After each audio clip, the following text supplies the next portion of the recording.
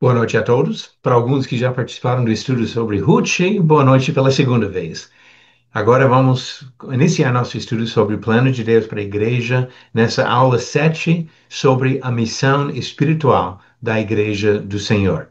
Hoje nós vamos começar com as perguntas da última aula, a aula número 6 sobre a organização da igreja. E foi a segunda aula sobre aquele tema. Então vamos lá para as perguntas. E a primeira pergunta para Josias mesmo. Josias, dê pelo menos duas outras palavras usadas no Novo Testamento para descrever pastores. Duas palavras. Presbítero, que fala sobre, destaca mais a maturidade espiritual, e bispo, que enfatiza mais a função de supervisão. Essas duas palavras se referem ao mesmo ofício, mesmo serviço, assim como o pastor, que ressalta o cuidado do rebanho. Ok, muito bom. E encontramos essas duas palavras mais o verbo de pastorear no texto de Atos capítulo 20, versículo 17 e 28. Versículo 17, Paulo chamou os presbíteros da igreja em Éfeso e quando ele conversa com eles, ele chama de bispos e fala da responsabilidade de pastorear o rebanho. Só uma observação, a palavra ancião é uma outra maneira de traduzir a mesma palavra presbítero.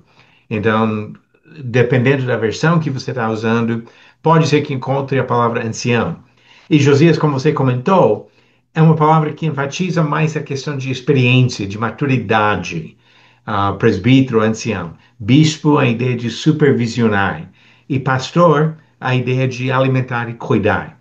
Então, são descrições diferentes, aspectos diferentes da função dos mesmos homens. Não são três ofícios distintos, como na prática de muitos grupos religiosos hoje em dia.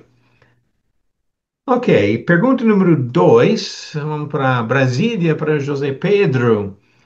José Pedro, verdadeira ou falsa? Presbíteros devem cuidar do rebanho e proteger as ovelhas.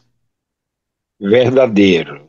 E conforme citado em Tito, capítulo 1, versículo de 9 a 11, e 1 Pedro, capítulo 5, versículos de 1 a 3. Ok, citações muito boas. Vou colocar mais uma aqui, Atos 20, também, que ele fala de cuidar do banho, de pastorear a igreja. E você mencionou 1 Pedro capítulo 5, onde ele fala também da questão de pastorear o rebanho de Deus que há entre vocês, que é outra coisa que nós observamos nisso, há uma função limitada. Muitas vezes hoje tem a ideia de bispos ou pastores que podem ter um papel de cuidar de várias igrejas. Não é isso que nós encontramos no Novo Testamento. Agora, pergunta número 3. Solteiros podem servir como pastores, verdadeira ou falsa? A 3, ela é falsa, conforme citado, também as mesmas citações de Tito primeiro, versículo 7, e 1 Timóteo, capítulo 3, versículo 2. Ok, muito bom. Ahm, que realmente a linguagem que ele usa aqui é necessário que o bispo seja irrepreensível, esposo de uma só mulher. Então, ele não deixa margem aqui para um solteiro servir como pastor. Mas, infelizmente, é muito comum hoje em dia alguém que fez um curso de teologia ou seminário ser colocado como pastor mesmo sendo solteiro. Não é o padrão bíblico. Agora, Léo, pergunta número 4. Presbíteros devem ser homens casados com filhos fiéis. Verdadeira ou falsa? Verdadeiro. E isso é conforme Tito, capítulo 1, versículo 6 ao 9, e 1 Timóteo 3, do versículo 2 ao 5. Ok. Eu coloquei aqui Tito capítulo 1, versículo 6 mesmo, que ele deve ser marido de uma só mulher que tenha filhos crentes, que não são acusados de devassidão, nem são insubordinados. E algumas versões colocam filhos fiéis nisso, que é outra maneira de traduzir a mesma palavra. Então, estamos falando de homens casados, com filhos, já com idade suficiente para serem convertidos a Cristo. Então, não estamos falando de homem com crianças pequenininhos, mas que já têm andado bem na criação dos filhos, ao ponto desses filhos assumirem seu próprio compromisso com o Senhor. E pergunta número 5, Benita. Um homem que não consegue ensinar ainda pode ser um ótimo bispo. Verdadeira ou falsa? Isso é falso, porque 1 Timóteo 3:2 fala que ele deve ser apto para ensinar. Ok. Essa questão de aptidão, e uma observação nisso. Eu falei semana passada, ou retrasada, sobre o fato que tem algumas qualificações que tratam de habilidades ou capacidades, não necessariamente de questões de caráter. A habilidade de ensinar não é necessariamente uma questão de caráter. Tem pessoas de bom caráter que não conseguem falar ou não conseguem organizar as ideias de uma forma que consigam ensinar.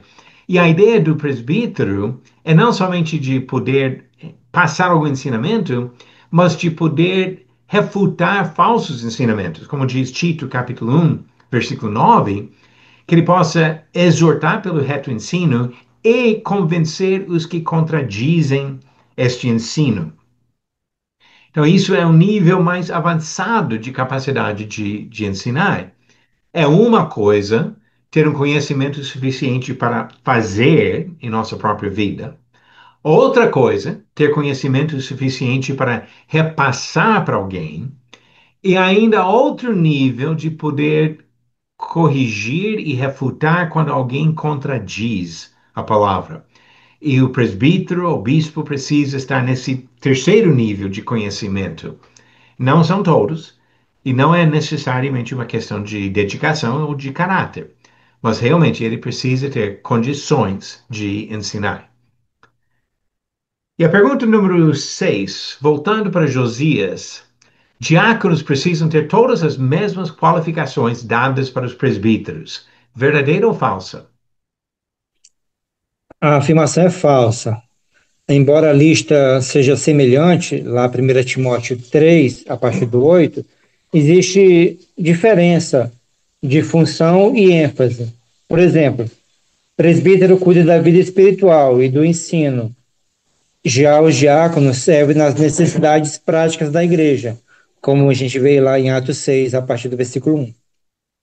Ok, então realmente as qualificações dos presbíteros são mais exigentes do que dos diáconos e as responsabilidades, como você falou, são mais exigentes também, que os presbíteros têm uma responsabilidade de pastorear e supervisionar a igreja nesse aspecto espiritual. Os diáconos são auxiliadores, homens que ajudam os presbíteros no seu trabalho, mas não têm a mesma responsabilidade. E pergunta número 7, voltando para José Pedro, a última afirmação. Deus deu a liberdade para as igrejas mudarem as qualificações dos presbíteros e diáconos conforme a cultura. Falso, e a gente encontra a citação em 1 Timóteo, capítulo 3, versículos 1 a 7, e Tito, capítulo 1, versículos 5 a 11. Ok, muito bom. Ele deu qualificações dizendo que é necessário que seja. Então, nós não temos direito de mudar isso. Eu citei aqui outro texto de 1 Timóteo 3, versículo 15, diz que a igreja é a casa de Deus. Eu tenho um certo direito de mandar na minha casa, mas não na casa de Deus. Na casa de Deus é Deus que manda, e nós não temos direito de acrescentar, diminuir ou nos desviar da palavra que ele revelou. Temos que respeitar a palavra dele. Então, se ele falou, é necessário que o bispo seja, ele não disse, podem adaptar isso ao longo da história conforme a cultura. O exemplo disso, hoje em dia, existe uma pressão muito grande de colocar mulheres nessa posição, pastoras.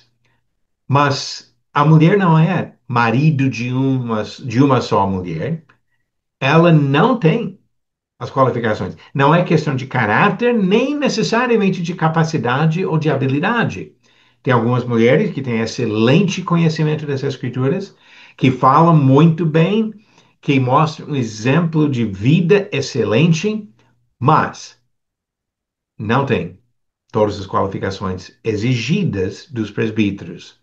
Então, nós não temos direito de mudar o que Deus falou, independente da cultura, da sociedade, das pressões que existem para tentar fazer melhor do que Deus mandou. Ok, aqui terminamos as perguntas para hoje e vamos passar agora para um novo assunto, falando sobre a missão espiritual da igreja. Eu quero frisar aqui no início alguns fatos que têm implicações. Já observamos que não existe sistema de organização terrestre da igreja no nível universal. Isso vai ser importante quando falamos sobre o trabalho da igreja, porque quando falamos sobre o trabalho, estamos falando sobre o que uma igreja local faz. Ah, o nível, a unidade funcional da igreja é nesse nível de congregação. Se não existe uma organização, uma estrutura de organização acima da congregação local, também não tem como ela funcionar como alguma coisa maior do que a igreja local. Então, estamos vendo nisso os exemplos e os ensinamentos, as orientações dadas pelos apóstolos no Novo Testamento do trabalho de uma congregação local. E algo muito importante que nós devemos observar é o foco espiritual no trabalho da igreja. Eu vi essa semana um título de um livro em inglês publicado por um pastor de uma igreja que disse que o céu pode estar impedindo o seu sucesso financeiro. Já pensou na inversão de valores nisso? Eu diria, e a Bíblia mostra claramente, que seu sucesso financeiro pode estar impedindo sua salvação eterna no céu, porque o foco nas Escrituras é espiritual. Paulo não estava preocupado com o nível de prosperidade material das pessoas, e sim com a espiritualidade das pessoas. Existem muitas tendências, muitos desvios do padrão bíblico por falta de ênfase na missão espiritual da igreja. O serviço principal da igreja é de ajudar as pessoas a chegarem ao céu e não de ajudar as pessoas a serem prósperas nesta vida aqui. Então, tem alguns fatos que devemos observar que nos orientam em nosso serviço ao Senhor. Primeiro, Colossenses capítulo 3, versículo 17, mostra que nós devemos fazer tudo em nome do Senhor. Não no sentido que necessariamente vamos falar o nome dele em todo momento, mas a ideia aqui de fazer em nome dele é de fazer pela autorização de Jesus. Colossenses 3, versículo 17. E tudo que fizerem, seja em palavra, seja em ação, façam em nome do Senhor Jesus, dando para ele graças a Deus Pai. Então, nesse sentido, quando falamos sobre nossas próprias famílias, ele deu uma liberdade relativamente grande para os chefes de famílias em como vão conduzir a sua própria família. Eu posso me envolver em negócios, eu posso decidir como gastar dinheiro, como utilizar os recursos que eu tenho como chefe da minha casa. Mas eu não sou chefe da casa do Senhor. Na casa do Senhor, eu preciso me limitar às coisas que Ele autoriza. Jesus disse, quando respondeu à pergunta de Pilatos, em João 18, versículo 36, que o reino dele não era aqui. Ele disse que se fosse daqui, os discípulos dele fariam como discípulos ou como súditos de outros reinos. Mas o reino dele não é daqui. O reino dele é de fato espiritual. E assim, os discípulos de Cristo são guerreiros em uma batalha espiritual, usando armas espirituais. 2 Coríntios capítulo 10, do versículo 3 a 7, Paulo disse que as nossas armas não são carnais, são espirituais, e que o objetivo é de levar todos à obediência a Cristo. Efésios capítulo 6, aquele texto famoso sobre a armadura de Deus. A armadura de Deus é espiritual. A espada é a própria palavra do Senhor. Não é uma espada carnal para tirar a vida física de alguém. Nós não guerreamos nesse sentido. Nós estamos numa batalha espiritual. E Paulo disse também em 1 Timóteo 3,15, que eu já citei porque fala sobre a igreja como casa do Senhor. Diz também que a igreja é coluna e fundamento ou baluarte da verdade. Então a igreja tem um compromisso com a verdade revelada nas Escrituras. Ela deve seguir a verdade e ela deve transmitir a verdade. E assim é fundamental para todo aspecto do trabalho que a igreja realiza. Efésios capítulo 4 fala sobre a função dos membros desse organismo ou corpo de Cristo. E nesse sentido, individualmente, nós podemos contribuir à edificação do corpo em termos gerais. No momento, estamos fazendo um estudo que envolve irmãos em Cristo de vários lugares, várias cidades, várias congregações. E estamos nisso procurando contribuir para a edificação que vai além dos limites da congregação local. Mas não é uma coisa onde existe qualquer tipo de organização de hierarquia que vai além de uma congregação local. Individualmente, nós como cristãos estamos contribuindo para o bem de irmãos até em outros lugares. E a função da igreja, nesse aspecto espiritual, é um compromisso no ensinamento da palavra. Nós devemos divulgar a mensagem salvadora do Evangelho. Eu gosto bastante da afirmação de Paulo em Romanos capítulo 1, versículo 16, sobre o valor do Evangelho, da mensagem que ele pregava. Romanos capítulo 1, versículo 16, ele disse: Pois não me envergonho do Evangelho, porque é o poder de Deus para a salvação de todo aquele que crê, primeiro do judeu e também do grego. O poder para a salvação não são atividades esportivas. Poder para a salvação não são festinhas e almoços e jantares especiais. Poder para a salvação é o Evangelho. E é essa mensagem que a igreja deve divulgar. Voltando para o livro de Atos, capítulo 5, quando falamos sobre a igreja primitiva lá em Jerusalém, nos primeiros meses ou anos do trabalho dela, diz no capítulo 5, versículo 42, e todos os dias, no templo e de casa em casa, não cessavam de ensinar e de pregar que Jesus é o Cristo. É a função. Individualmente, como cristãos, e coletivamente, como igrejas, nós temos esse papel de ensinar a palavra.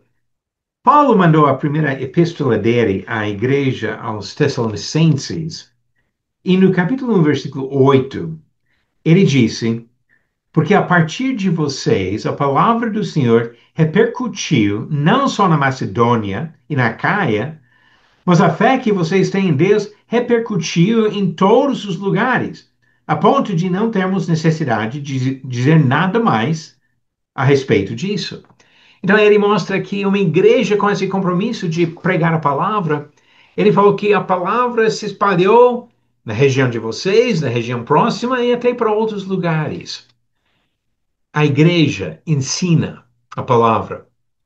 Até nas reuniões da igreja, nos cultos da igreja, existe um papel nisso de convencer incrédulos e, ao mesmo tempo, edificar santos.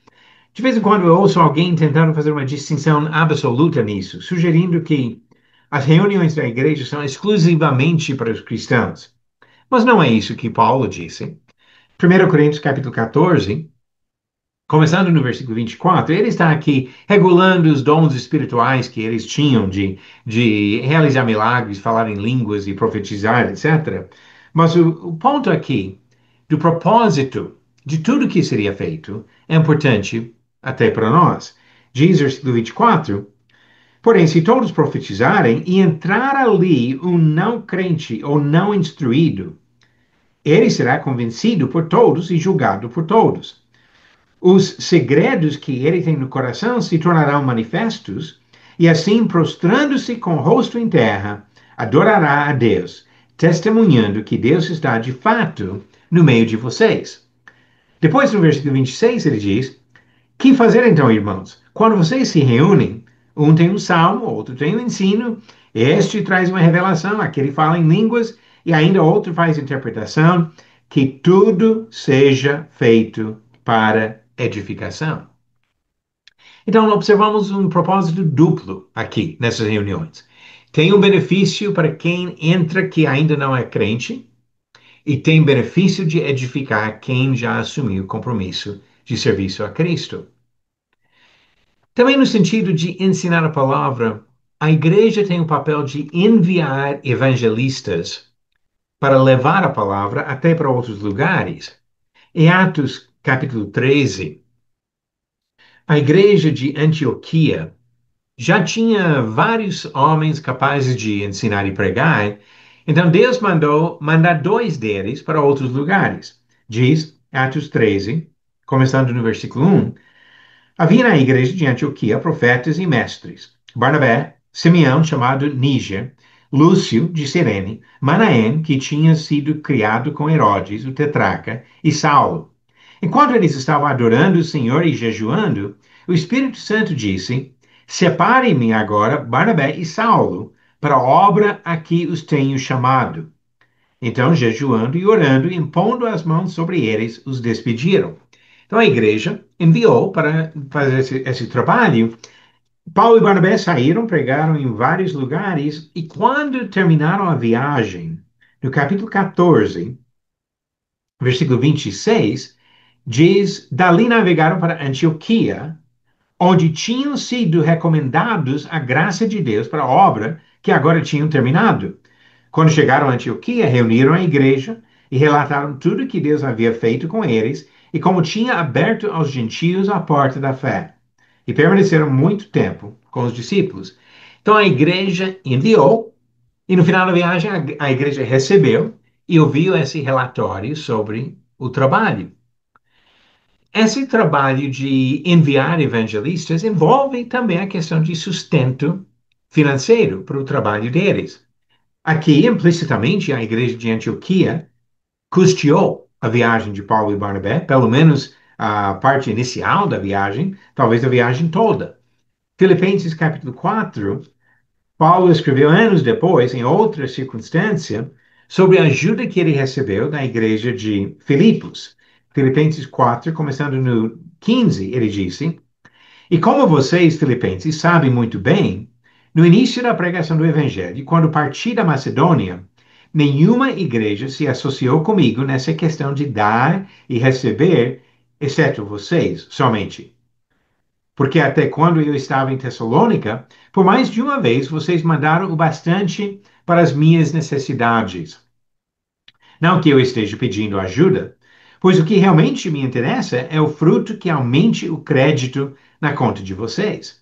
Recebi tudo e tenho até de sobra. Estou suprido, desde que Epafrodito me entregou aqui o que vocês me mandaram, que é uma oferta de aroma agradável, um sacrifício que Deus aceita e que lhe agrada.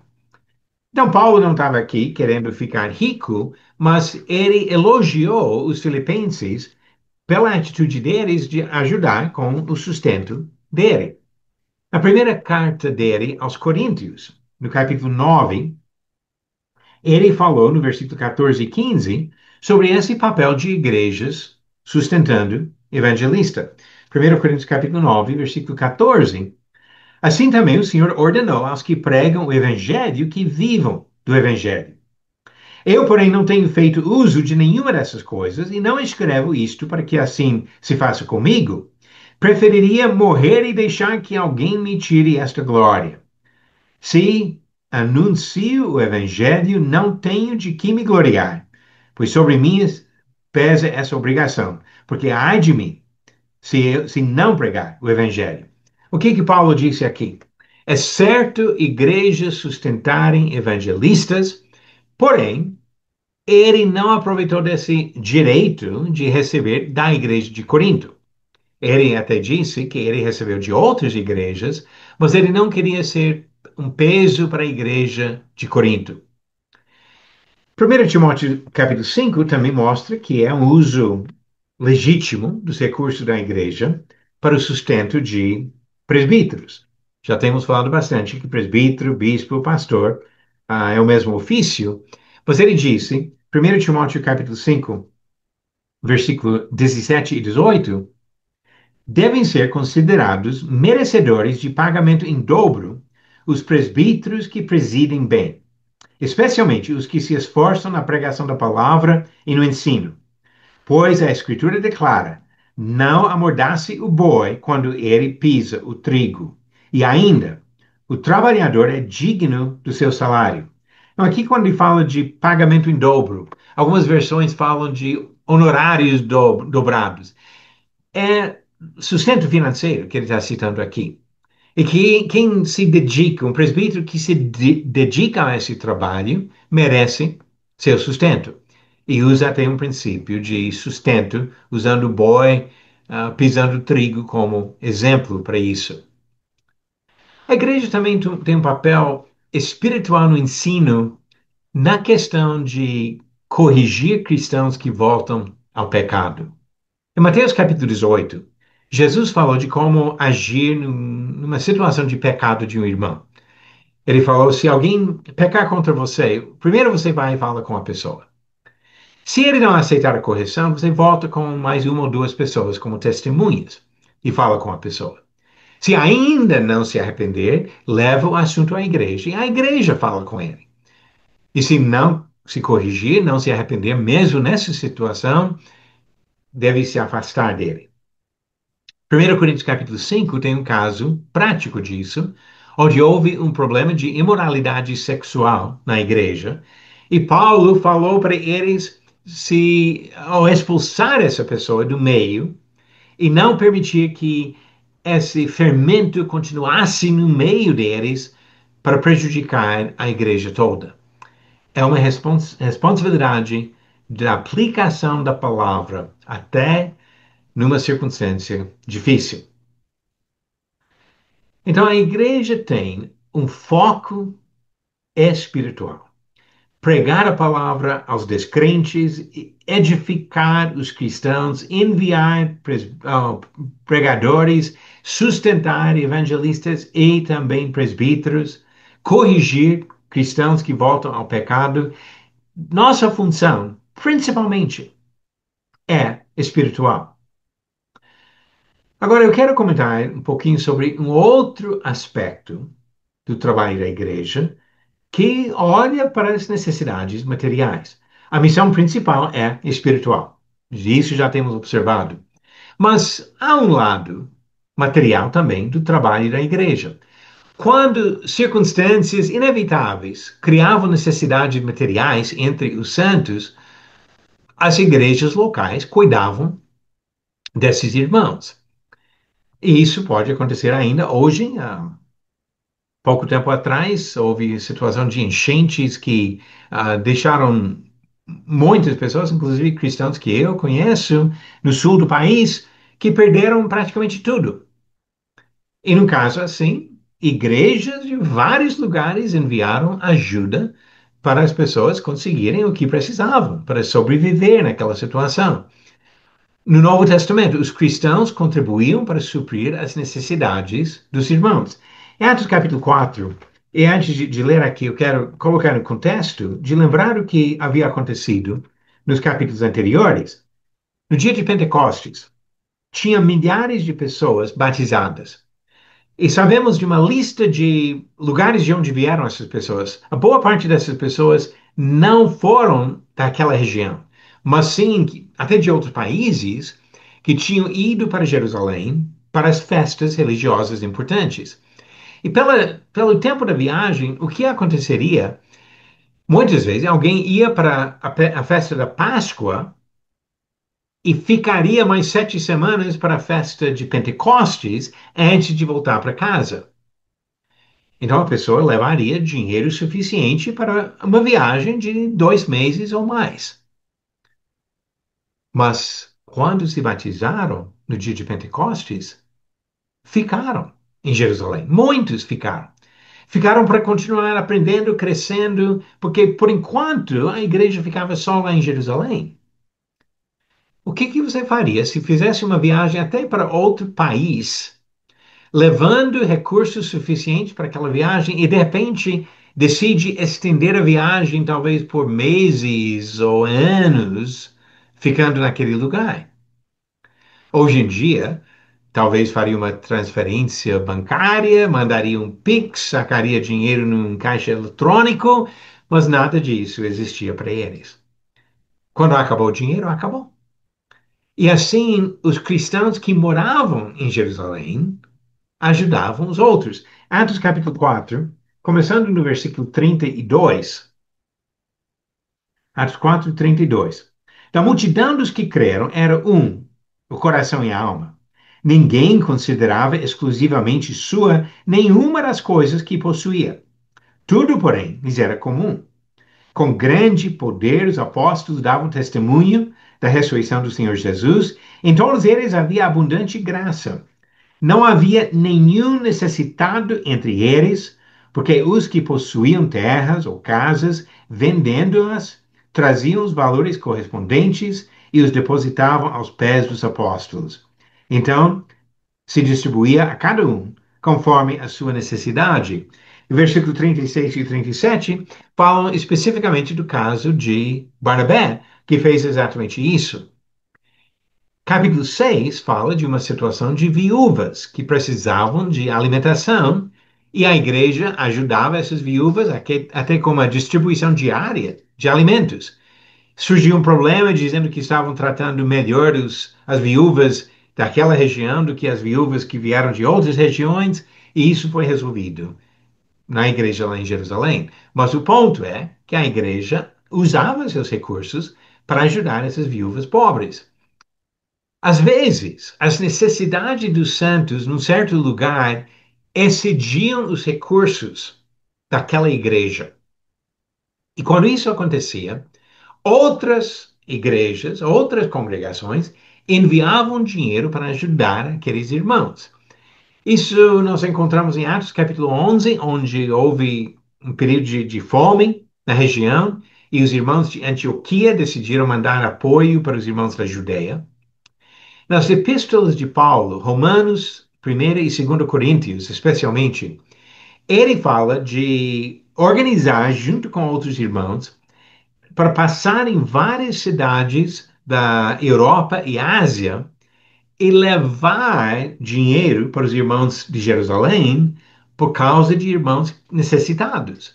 E esses textos falam justamente isso, de usar os recursos para ajudar os santos necessitados. Então existe um aspecto material. Não é uma coisa que nós podemos controlar e nem perfeitamente orçar ou planejar. É possível uma igreja deixar uma reserva, como nós também individualmente podemos deixar reservas de recursos justamente para ajudar quem precisa. E quando se trata da igreja, o que observamos nesses textos é que ele fala sobre coletas feitas para ajudar os santos necessitados em outros lugares. Não era que eles saíram dando dinheiro para todo mundo, dando refeições para todo mundo. Seria impossível suprir as necessidades do mundo inteiro.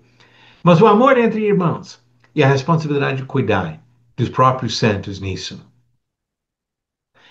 Eu quero encerrar hoje com alguns desafios práticos.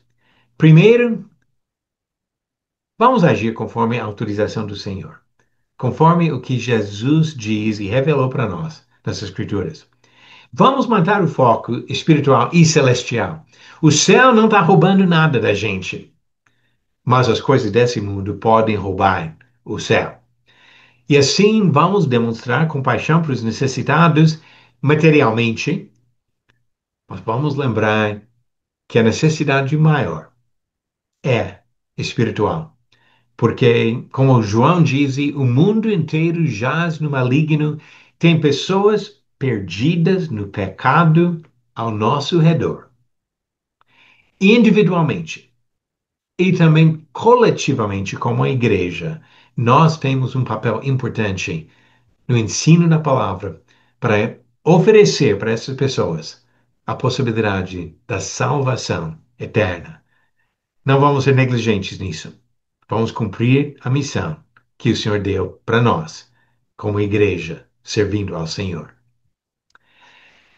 Eu pretendo mandar no final da semana perguntas, só que, como eu expliquei na outra aula, temos que lidar com uma dificuldade. Não vamos conseguir mandar as perguntas pelas listas de transmissão no WhatsApp.